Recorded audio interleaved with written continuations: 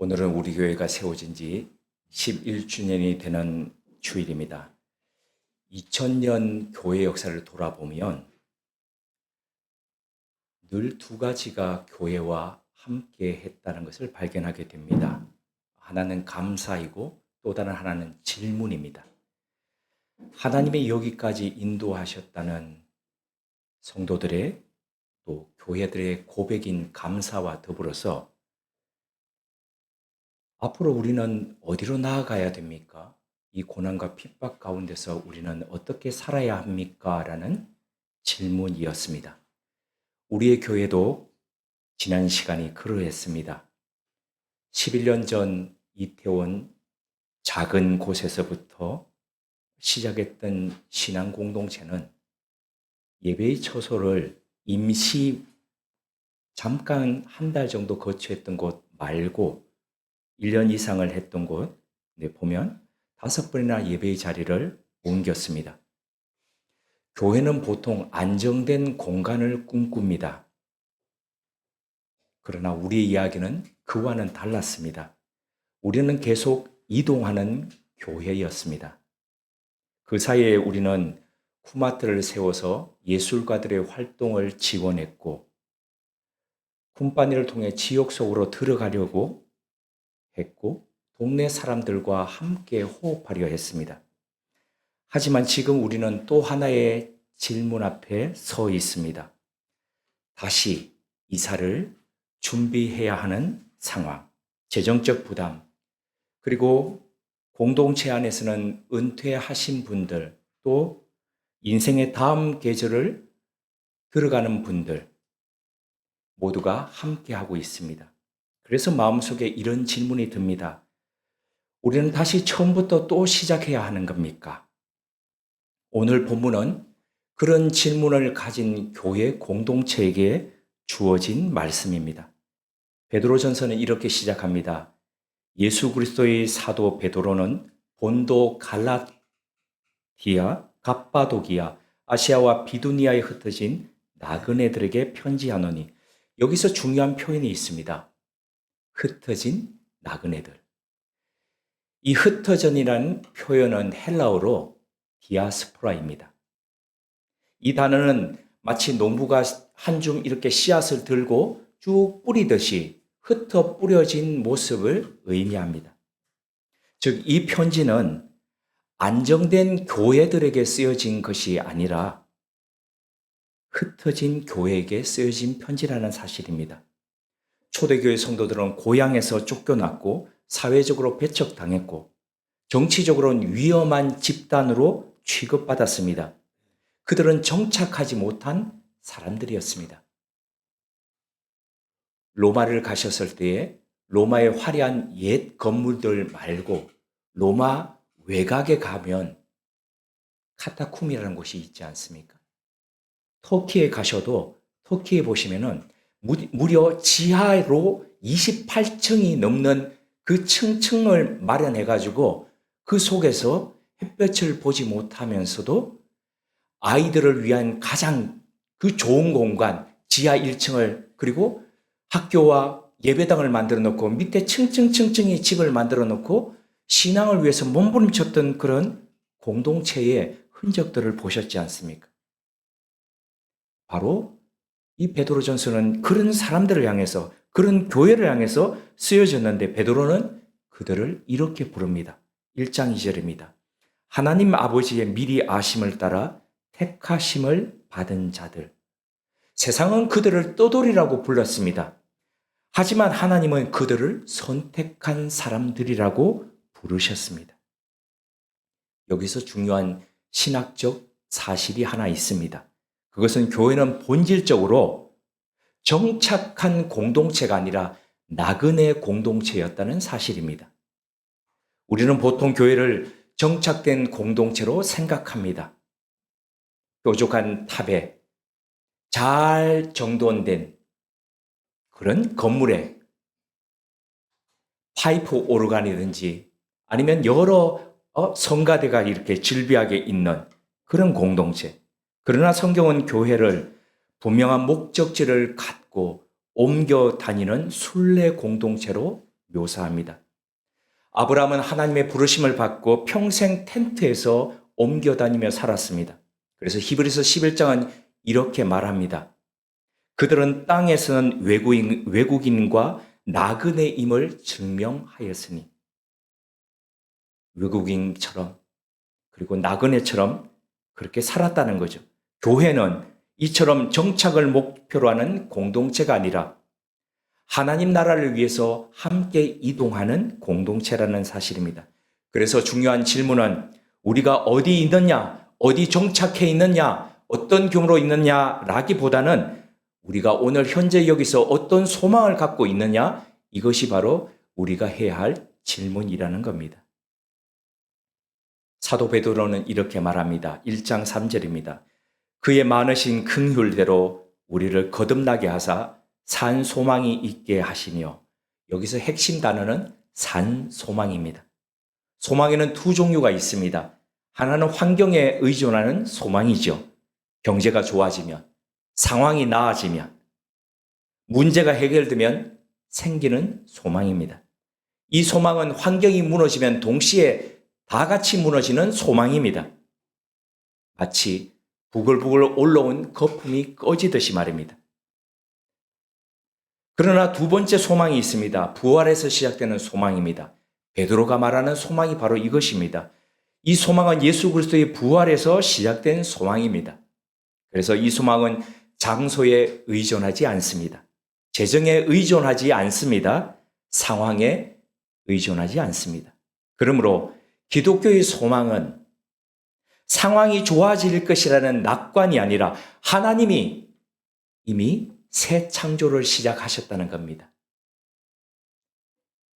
하늘과 땅을 지으신 것으로 성경이 시작합니다. 마지막 요한계시록은 새 하늘과 새 땅을 지으시는 것으로 마무리됩니다. 이미 하나님이 시작하셨다는 그 시작의 그 안에 과정 가운데 우리가 있다는 바로 그 그리스도인의 소망은, 그래서 환경이 아니라 가변적인 그 환경이 아니라 부활에서 나온다는 사실입니다. 베드로는 이어서 1장 4절에서 이렇게 말합니다. 썩지 않고 더럽지 않고 쇠하지 아니하는 유업. 이 표현은 매우 강렬합니다. 세 번의 부정을 지금 사용합니다. 썩지 않는다, 더럽지 않는다, 쇠하지 않는다. 이것은 영원한 유업입니다. 세상에서 우리가 붙들고 있는 것은 모두 변합니다. 건물도 아무리 좋은 자재를 가지고 지은 건물도 해가 갈수록 쇠해집니다. 재정도, 제도도 영원하지 않습니다. 그러나 하나님 나라의 유업은 사라지지 않습니다. 그래서 교회의 정체성은 건물에 있는 것이 아니라 소망에 있습니다. 이어서 사도 베드로는 1장 6절을 통해서 이런 놀라운 말을 합니다. 그러므로 너희가 이제 여러 가지 시험으로 말미암아 잠깐 근심하게 되지 않을 수 없으나 오히려 크게 기뻐하는도다. 베드로전서가 기술되던 시기는 AD 서기 64년 네로의 핍박이 본격적으로 시작되던 바로 그때였습니다. 여기저기서 죽어가는 수많은 사람들, 콜로세움에서 사자에 뜯겨가는 사람들. 그런데 그 고난 속에서도 왜 초기 그리스도인들은, 우리 신앙의 선배들은 기뻐할 수 있었을까요? 베드로는 1절, 7절을 통해서 이렇게 말합니다. 너희 믿음의 확실함은 불로 연단하여도 없어질 금보다 더 귀하여. 고난은 믿음을 파괴하지 않는다는 거죠. 고난은 마치 불이 금을 정련시키듯이 닥친 그 고난은 믿음을 정련시키는 것이라는 겁니다. 그래서 불 속에서 금이 더 순수하게 피오 골드로 바뀌어지듯이, 없어지거나 소멸되는 것이 아니라 더 순수하게 정련되듯이 고난 가운데서도 믿음이 그렇게 되기에 기뻐할 수 있었다는 거죠. 교회도 마찬가지입니다. 우리 교회의 지난 11년은 어쩌면 이런 과정이었는지도 모릅니다. 5번 예배 처소를 옮겼고 안정된 기반을 갖지 못했고 계속 새로운 시작을 해야 했습니다. 왔다가 실망하고 떠나가는 사람들, 또 이 친구는 정말 같이 했으면 좋겠다 싶은 친구는 먼저 또 하늘나라로 떠나보내기도 했습니다. 그러나 돌아보면 하나님은 그 속에서 우리 공동체를 정련하셨습니다. 그리고 그 과정 속에서 우리에게 소망을 찾으려 하셨고, 그리고 그 소망을 향해서 마음을 맞추면서 한 걸음 또 내딛도록 하셨습니다. 어쩌면 하나님은 우리 교회를 건물 중심의 교회가 아니라 사명 중심의 교회로 빚어오신 것인지도 모릅니다. 그래서 우리는 질문합니다. 우리는 다시 시작해야 합니까? 복음은 이렇게 대답합니다. 교회는 결코 처음부터 시작하지 않는다. 왜냐하면 우리 눈에 보기에는 다 허물어지고 또 기초부터 해야 되는 것 같고 또 시작해야 되는 것 같지만 하나님은 그 안에서 또 이어가게 하시고 이어가게 하시기 때문입니다. 노무가 씨앗을 뿌릴 때에 밭을 갈고 퇴비를 뿌리고 흙떡 뿌리고 씨앗을 뿌립니다. 일항일항마다 떨어진 그 씨앗들이 자라고 해서 추수 거두고 겨울이 되면 또 내년 봄을 또 준비합니다. 봄이 되면 다시 또 시작하는 것 같습니다. 처음부터 또 해야 돼? 아니요, 그렇지 않습니다. 하나의 씨앗이 떨어져서 30배, 60배, 100배의 열매를 맺고 수많은 사람들에게 나누어 주고 또 그 씨앗들이 남겨진 또 다른 씨앗들이 또 그것을 이어가듯이 배턴을 이어가듯이 그렇게 가는 것이라는 거죠. 씨앗은 땅에 묻히면 사라진 것처럼 보입니다. 그러나 그 씨앗은 새로운 생명의 시작입니다. 베드로는 그래서 우리를 디아스포라, 흩어진 씨앗이라고 불렀던 겁니다. 씨앗은 흩어질 때 소멸되는 것이 아니라 확장되기 때문입니다. 베드로전서 본문은 우리에게 그래서 세 가지 소망을 보여줍니다. 첫째는 우리의 소망이 부활 안에 있다는 명징한 바로 그 진리입니다. 교회의 미래는 그래서 재정에 있지 않습니다. 부활의 능력에 있습니다. 두 번째, 우리의 사명은 우리를 심으신 비록 옮겨다니는 텐트이지만은 그 잠시 우거하는 그 속에, 그 지역 속에 있다는 사실입니다. 베드로서 전체는 세상 속에서 살아가는 신앙을 강조합니다. 그래서 교회는 세상과 분리된 공동체가 아니라 세상 속에 파송된 공동체로 그 속에서 잠시 우거할지 모르지만 그곳에서 호흡하면서 함께 가야 한다는 사실이죠. 세 번째입니다. 우리의 기쁨은 하나님 나라에 있다는 이 진리입니다. 그래서 1장 8절을 통해서 베드로는 이렇게 말합니다. 말할 수 없는 영광스러운 즐거움으로 기뻐하니 이 기쁨은 바로 환경에서 오는 것이 아니라 그리스도에게서 오는 기쁨입니다. 그래서 오늘 우리는 이렇게 고백할 수 있습니다. 우리 교회는 안정된 길을 걸어온 교회는 아니지만 소망의 길을 더듬으면서 함께 찾으면서 몸부림치면서 그렇게 걸어온 교회입니다. 귀하신 우모름 가족 여러분, 세상은 안정된 공동체를 찾습니다. 그러나 하나님은 소망을 가진 공동체를 찾으십니다. 교회는 건물이 아니라 부활의 소망 가운데 그 위에 세워진 공동체이기 때문입니다. 그래서 우리는 언젠가이지만 다시 또 시작할 수 있습니다. 다시 걸어갈 수 있습니다. 다시 소망할 수 있습니다. 왜냐하면 우리의 소망은 죽지 않는 소망이기 때문입니다. 베드로는 이렇게 말합니다. 1장 9절입니다.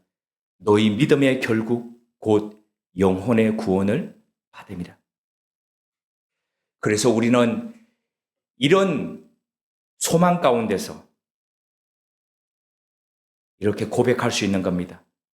하나님, 우리 교회는 산 소망으로 부활하신 주님 위에서 날마다 새롭게 세워지는 부활의 공동체입니다.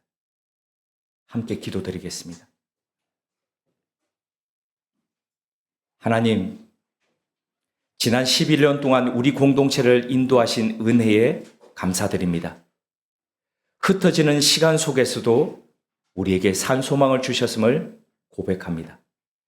앞으로의 길이 보이지 않을 때에도 부활의 소망을 붙들게 하시고 우리를 부르시고 세워두신 그 속에서 소망을 따라 살고 소망을 전하는 교회 되게 하옵소서. 번듯한 건물이 없고 내세울 만한 것이 없음에도 불구하고 지난 11년 동안 이 낮고 낮은 이곳 신앙 공동체에서 함께 부활을 찾아가며 일구어 오신 믿음의 가족들을 주님 위로하시고 격려하시고 주님께서 이분들의 길을 부활의 산 소망으로 채워주시고 열어주시기를 빌며 예수님의 이름으로 기도드립니다. 아멘.